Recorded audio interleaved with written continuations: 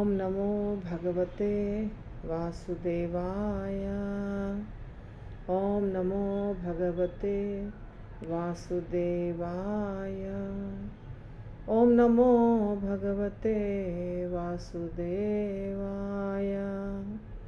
नारायणं नमस्कृत्य नरं चैव नरोत्तमं देवीं सरस्वतीं व्यासं ततो जयमुदीरयेत्। नष्टप्रायेषु भद्रेषु नित्यं भागवत सेवया भगवतीरुत्तमश्लोके भक्तिर्भवति नैष्ठिकी।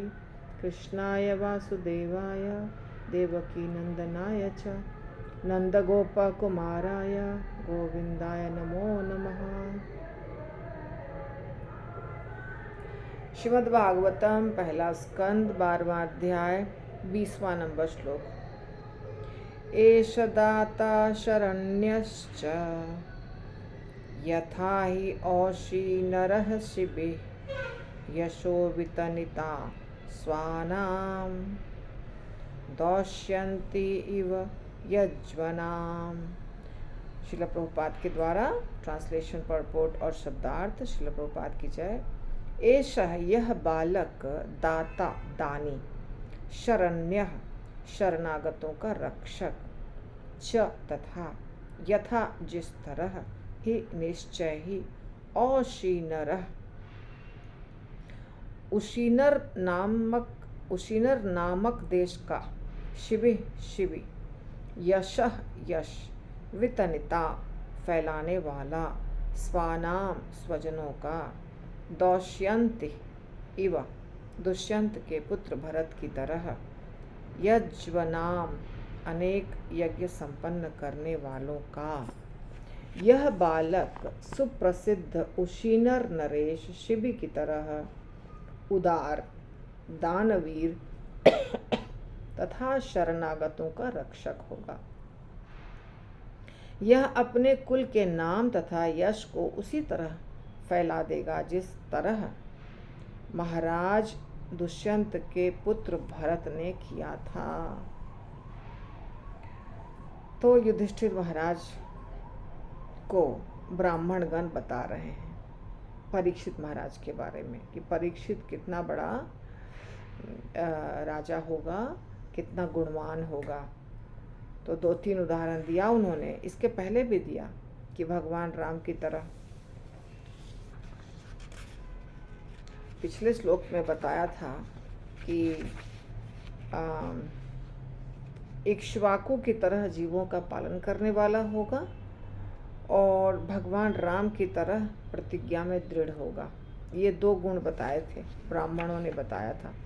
अब कह रहे हैं कि ये बालक सुप्रसिद्ध राजा शिबि बहुत बड़े दानी राजा थे, तो उनके जैसा दानी होगा और शरणागतों का रक्षक। शिबि ने रक्षा किया था ना, एक पक्षी आया था, कथा है वो, तो उसकी रक्षा की थी अपना मांस दे करके। परीक्षा ले रहे थे शिबि राजा की, तो उसी के तरह रक्षक होगा, जो इनके शरण में आएगा उनकी रक्षा करेगा। और भरत महाराज जो हैं उनकी तरह, जो दुष्यंत के पुत्र भरत हैं उनकी तरह इनका नाम और यश फैलेगा। प्रभुपाद कहते हैं राजा अपने दान कर्म यज्ञों को संपन्न करने से तथा शरणागतों की रक्षा के कारण विख्यात बनता है। राजा का तो कार्य है ना, समूची जो प्रजा होती है वो राजा के ऊपर निर्भर होती है ना। अगर राजा अच्छा नहीं रहा तो प्रजा को बहुत तकलीफ। राजा का अच्छा होना बहुत आवश्यक है। कोई भी व्यक्ति, अब साधारण व्यक्ति जो है, जैसे अभी हम लोग ही देश में रह रहे हैं, भारतवर्ष में रह रहे हैं, और अभी जो चल रहा है पाकिस्तान के साथ, तो हमारी रक्षा कौन कर रहा है? हमारी रक्षा देश के प्रधानमंत्री, राष्ट्रपति, इन लोग को करना है। नहीं तो कहीं से भी चोर डकैत बदमाश लुटेरे घुस जाएंगे अंदर।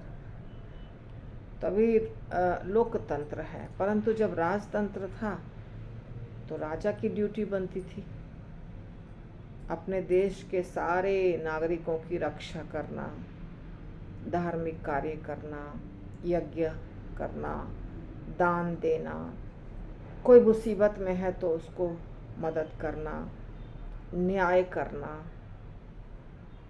लड़ाई हुई, कुछ हुआ तो लोग राजा के ही पास जाते थे। अभी भी राजा का परिवार है इंडिया में, जैसे बड़ौदा है ना, बड़ौदा की रानी अभी भी है। रानी मतलब हम लोग उसको रानी नहीं कहते हैं, वो राज्य नहीं चला रहे हैं, बड़ौदा के कोई राजा नहीं है, परंतु उनके खानदान का जो आदमी अभी बचा हुआ है वो जो रानी है अभी बड़ौदा की, वो रानी का इंटरव्यू देखा था मैंने, तो वो कह रही थी कि आज भी पब्लिक जो है ना, हमारे यहाँ की जो लोग जो हैं वो आज भी मेरे पति के पास आते हैं और उनको लगता है ये हम लोगों को न्याय दिलाएंगे, ये हमारे लिए बहुत कुछ करेंगे, आज भी, जबकि कितने सालों से चल रहा है लोकतंत्र, तभी भी। तो राजा का कर्तव्य बनता है और इसी से राजा पॉपुलर बनता है कि ये राजा बहुत विख्यात था। राजा अपने लिए नहीं जीता है, वो प्रजा के लिए जीता है। जो अपने लिए जीना शुरू करता है फिर उसका तो राज्य खत्म होने में समय नहीं लगता है। भोग विलास यदि शुरू करता है कोई, लेकिन जब वो लोगों के लिए रहता है, जीता है, तब तो उसका नाम होता है। राजा नाम है राजा, पर वो दास होता है सबका। कहीं भी लीडर दास होता है। लीडर का मतलब दास, चाहे वो काउंसलर हो, चाहे वो प्रेसिडेंट हो, चाहे वो जीवीसी हो, कुछ भी हो, दास भाव व्यक्ति ही लीडर बनता है। अगर कोई दास भाव नहीं रखता है तो वो ज़्यादा दिन तक नहीं रहेगा, समाप्त हो जाएगा, उसकी लीडरशिप समाप्त हो जाएगी। दास का लीडर मतलब व्यक्ति उसी को लीडर मानता है जो आपका प्रॉब्लम सॉल्व करे। दो मुख्य गुण हैं लीडर में, होने चाहिए। एक नंबर, लीडर मतलब सब लीडर ही है। राजा लीडर है, घर के पिता लीडर हैं, प्रधानमंत्री लीडर है, सब, इसको सबको लीडर कह सकते हैं आप। लीडर मतलब राजनेता नहीं। राजा राज्य चलाता है, घर के पिता जो होते हैं वो अपना घर चलाते हैं, है ना, गांव का मुखिया, ये सब लीडर हैं। तो इसमें दो मुख्य गुण होने चाहिए। पहला मुख्य गुण ये है कि वो व्यक्ति अपना प्रॉब्लम खुद सॉल्व कर सकता है, सेल्फ सफिशिएंट है वो, ये बहुत इम्पोर्टेंट है। और दूसरा, दूसरों का भी सॉल्व कर सकता है। पहले वो खुद का सॉल्व कर सकता है, उसके बाद वो दूसरों का भी सॉल्व कर सकता है। ये गुण यदि हुआ तभी उसको लोग लीडर मानेंगे। अगर वो ये कार्य नहीं करता है और बहुत पैसा है तो उसको लीडर नहीं मान सकता है कोई भी। पैसा होने से लीडर नहीं बनता है जब तक लोगों के लिए कुछ नहीं करेगा। तो राजा जो होते हैं, वो कोई भी राजा जो विख्यात राजा हैं, वो सब इसी स्वभाव को रखते थे। और नहीं तो फिर आप सुनेंगे कि जो खराब कुख्यात लोगों का नाम सुनेंगे, जिसने मंदिर तोड़े, जिसने लोगों को मारा, सिकंदर और ऐसे हिटलर, ये सब, इसको कोई प्यार नहीं करता है। तानाशाही करना ये नहीं ठीक है। तो राजा, अच्छे राजा का क्या कर्तव्य है? धार्मिक तरीके से वो खुद भी जिए और धार्मिक तरीके से सबको भी जीने को प्रेरित करे और साथ साथ में सबकी सुरक्षा करे। तो इसमें ये गुण ब्राह्मणगण कह रहे हैं कि आपका जो पोता है परीक्षित, उसमें ये गुण हैं। वो दान भी करेगा, यज्ञ भी करेगा और शरणागतों की रक्षा भी करेगा। क्षत्रिय तथा शरणागतों की सुरक्षा प्रदान करके, क्षत्रिय राजा शरणागतों को सुरक्षा प्रदान करके गर्वित होता है। हाँ, मैंने कुछ किया, उसको गर्व होता है, हमारे पास आया तो हमने किया। और सब करते हैं। भगवान राम भी करते थे। परीक्षित महाराज का भी हमने उदाहरण देखा या जो भी इसके हम देखते हैं शास्त्र में जितने अच्छे राजा हैं वो सारे राजा में ये गुण होता था। तो राजा की यह मनोवृत्ति ईश्वर भाव अर्थात अच्छे कार्य के लिए सुरक्षा प्रदान करने की वास्तविक शक्ति कहलाती है। श्रीमद् भगवद गीता में श्री भगवान जीवों को उपदेश देते हैं कि तुम मेरी शरण में आओ, मैं तुम्हें समस्त सुरक्षा का वचन देता हूँ। सही बात है, भगवान तो वचन दे सकते हैं, इंसान नहीं दे सकता है। इंसान भगवान से प्रार्थना कर सकता है और उसके पास जितनी ताकत है उतना वो लगा सकता है, पर यदि भगवान के पास जाएंगे पूर्ण सुरक्षा। भगवान ने कहा ना, सर्वधर्मान परित्यज्य मामेकम शरणम ब्रज अहम त्वाम सर्वपापेभ्यो मोक्षयिष्यामि मा शुचः। ये भगवान कह सकते हैं। और इंसान क्या कर सकता है? इंसान थोड़ा बहुत गाइड कर सकता है, थोड़ा बहुत उसकी सुरक्षा कर सकता है, ठीक है ना। श्री भगवान सर्वशक्तिमान हैं और अपने वचनों के पक्के हैं, अतएव वे अपने विभिन्न भक्तों की सुरक्षा प्रदान करने से कभी नहीं चूकते। भगवान तो अच्युत हैं, भगवान का नाम अच्युत। क्यों अच्युत है? वो भगवान अपने भक्तों की सुरक्षा अवश्य करते हैं। इसीलिए यहाँ पे लिखा है, राजा की यह मनोवृत्ति ईश्वर भाव अर्थात अच्छे कार्य के लिए सुरक्षा प्रदान करने की वास्तविक शक्ति कहलाती है। सुरक्षा प्रदान करने के लिए जो शक्ति उसको मिली है भगवान की कृपा से ही मिली है, उसके प्रयास से ही मिली है। जब कोई चाहता है कि हम राजा बने, हम ये कार्य करें, तो भगवान उसको वो पोस्ट भी देते हैं और वो शक्ति भी देते हैं। जैसे मनु महाराज एक राजा हैं, पूरे मानव जाति के राजा मनु। हमें दिखाई नहीं दे रहे हैं क्योंकि ऊपर के लोक में रहते हैं, परंतु हैं। अभी के मनु का नाम क्या है? वैवस्वत मनु, श्राद्ध देव, जो सूर्य देवता के पुत्र हैं। और उनका शासन समाप्त होगा तब दूसरे मनु आएंगे, वो भी राजा हैं।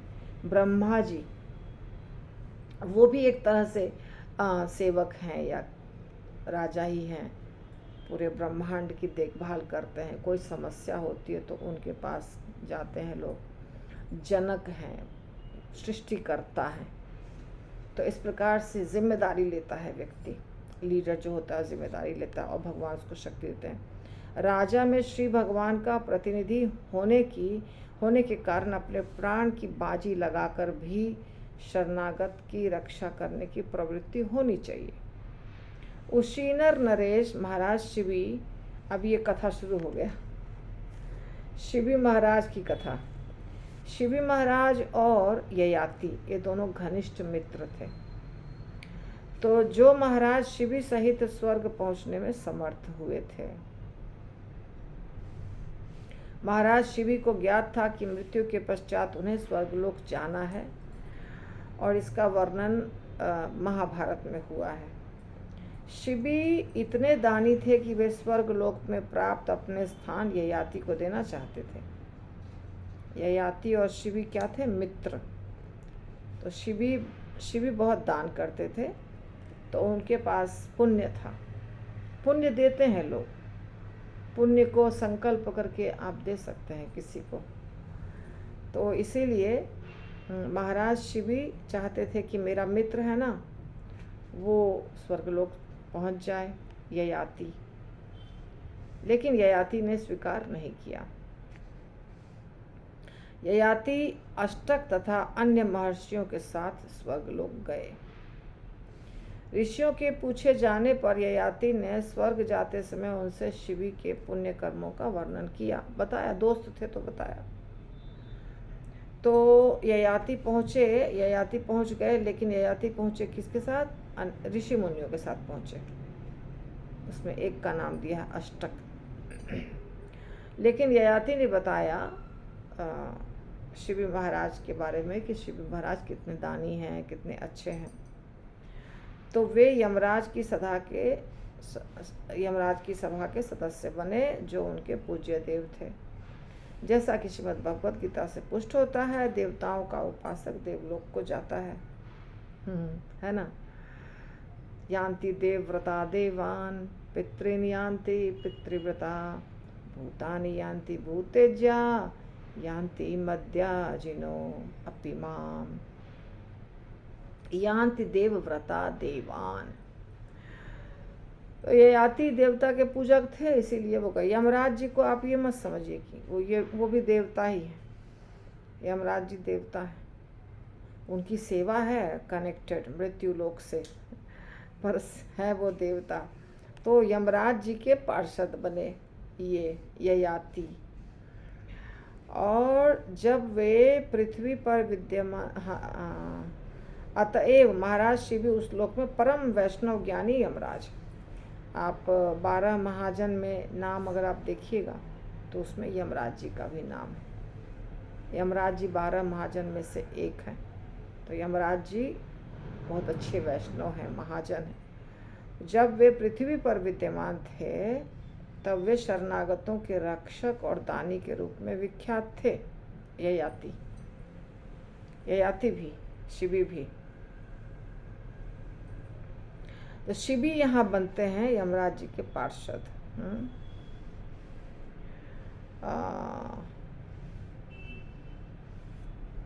अच्छा, और ये भी बनते हैं पार्षद यमराज जी के। ओके, पता नहीं कौन बनते हैं। शिवी तो बनते हैं, यहाँ लिखा हुआ है यमराज जी के पार्षद बन गए। तो जब वे पृथ्वी पर विद्यमान थे तो भी विख्यात राजा थे।